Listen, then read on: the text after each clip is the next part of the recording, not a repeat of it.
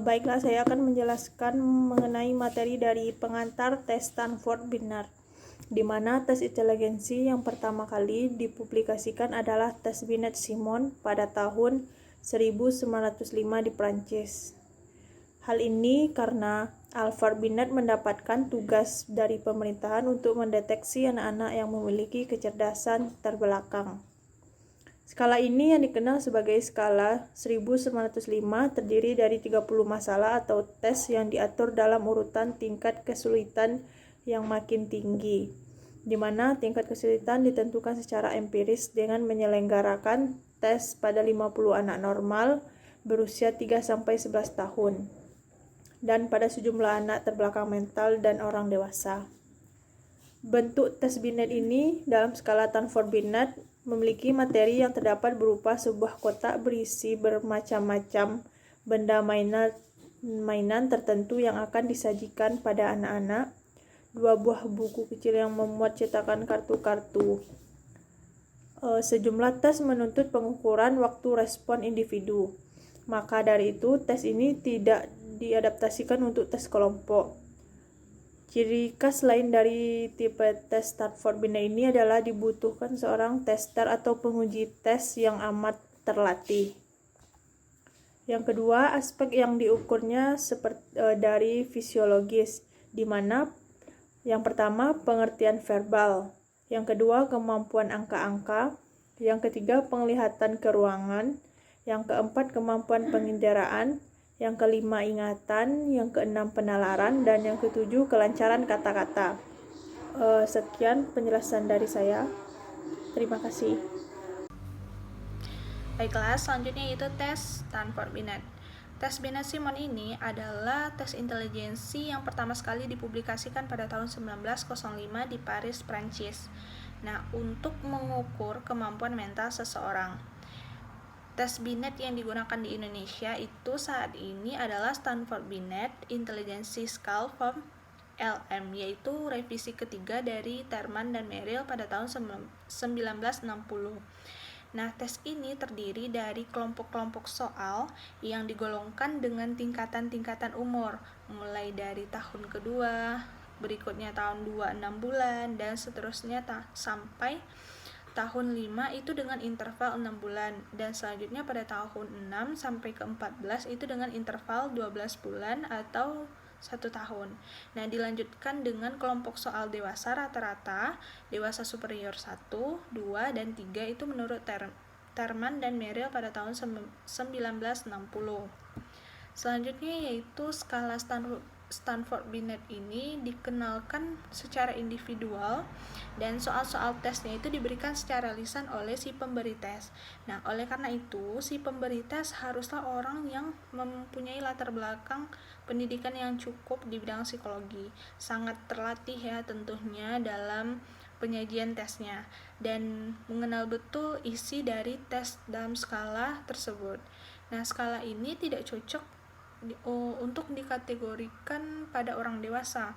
Karena apa? Karena level tersebut merupakan level intelektual dan dimaksudkan hanya sebagai batas-batas usia mental yang mungkin dicapai oleh anak-anak. Selanjutnya, untuk penyelenggaraan tes dan penentuan skor menggunakan buku-buku kecil berisi kartu tercetak, misalnya untuk presentasinya, flip over untuk soal tes, dan objek tesnya misalnya balok, papan bentuk, sebuah gambar, dan lain sebagainya. Dan ada juga buku kecil untuk testernya dan serta pedoman penyelenggaraan dan penskoran skala. Nah, dalam penyelenggaraan tes Stanford Binet ini kita membutuhkan penguji yang amat terlatih. Nah, ketika ragu-ragu dan gugup itu bisa menghancurkan raportnya nanti, apalagi jika peserta tesnya itu masih muda. Nah, ada beberapa bentuk penyajian ada beberapa petunjuk penyajian penskoran dalam tes Stanford Binet ini bentuk LM, yaitu yang pertama prosedur penyajian tes, di mana penyajian tes harus tepat seperti apa yang telah dilakukan pada waktu pembentukan norma skala. Tugas tester ialah menentukan apa yang akan dilakukan oleh subjek tertentu pada kondisi kondisi ini. Nah, instruksi khusus dengan kata-kata yang tepat itu telah disediakan bagi masing-masing.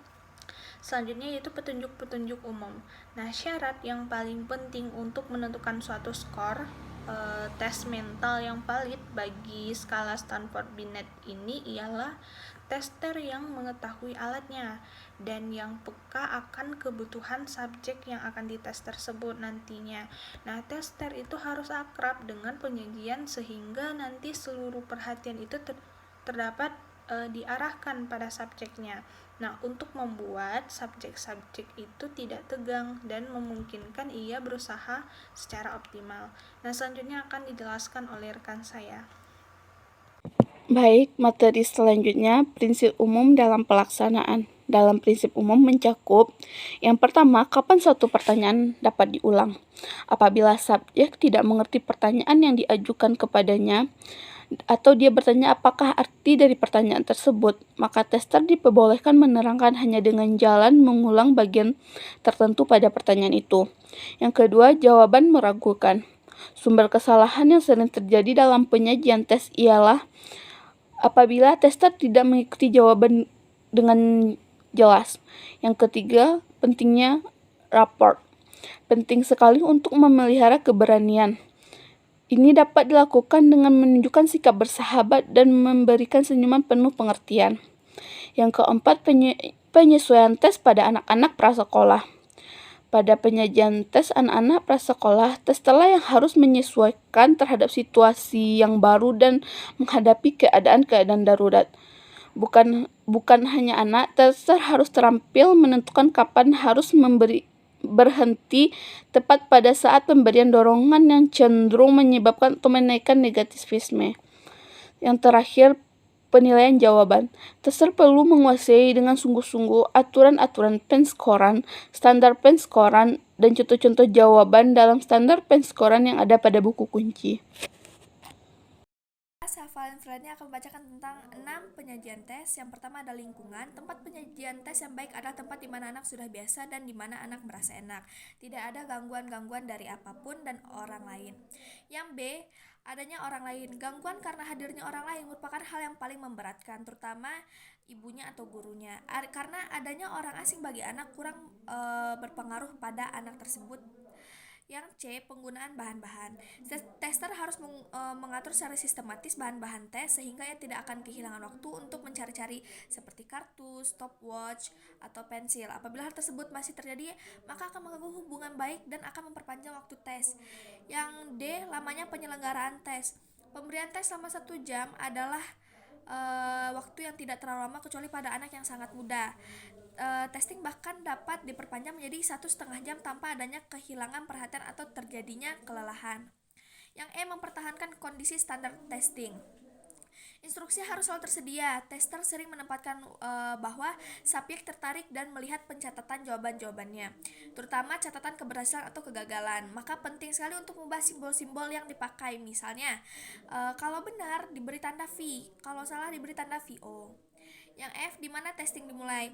Tes harus dimulai pada titik di mana anak mempunyai kemungkinan untuk berhasil, tetapi dengan usaha. Apabila tugas pada permulaan terlalu sukar, adanya kemungkinan bahwa anak menjadi putus asa dan menolak untuk mencoba.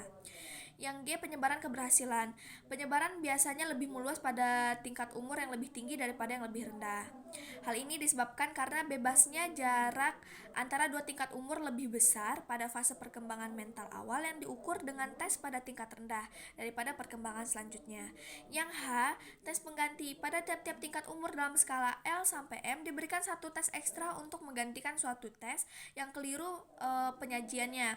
Akan tetapi suatu tes pengganti tidak diperkenankan untuk mengganti suatu tes yang gagal dikerjakan oleh subjek.